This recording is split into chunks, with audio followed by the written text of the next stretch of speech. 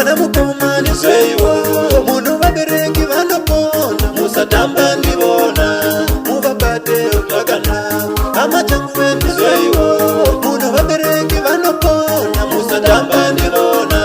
Muvabate utakana Jamuno ndivona kuda Ndaingavo ndinechisu Chekukula ndinaho Desi totu yenini mama Jamuno ndivona kuda Ndaingavo ndinechisu Chekukula ndinaho Desi totu yenini baba Hama changu wendi zweiwa Muno vabereki vanolala Muvabate utakana Musatamba ndivona Hama changu wendi zweiwa Muno vabereki vanolala Musatamba ndivona Muvabate utakana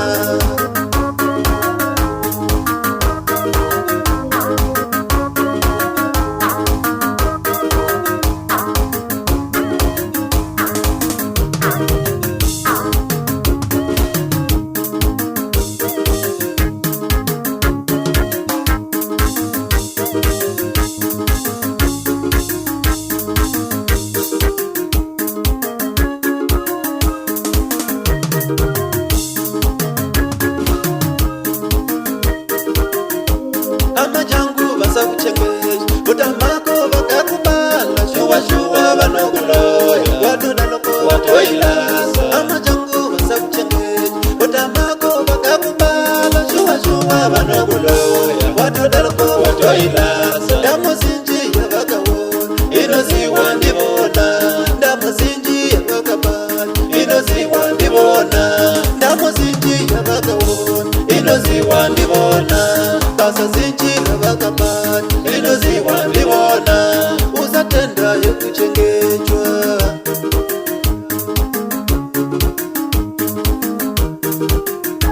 Hama changu we makomborero Ekukula unavo Tajinini makomborero Ekukula unavo Hama changu we maroba fatu Ekukuka unavo Tajinini maroba fatu Ekukuka unavo Hama changu we makomborero Ekukula unavo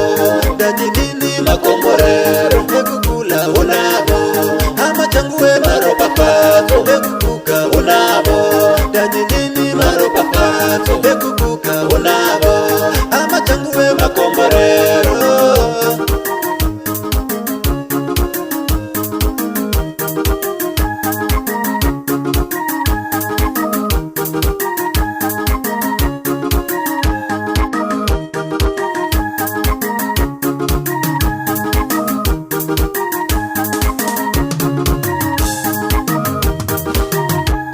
Emukoma na dana Vabereki vakakubana Hama changu we dana Vabereki vakakubana Ukakula varike Hama yangu na dana Emukoma na dana Vabereki vakakubana Emukoma na dana Vabereki vakakubana Watakula varike Emukoma na dana Emukoma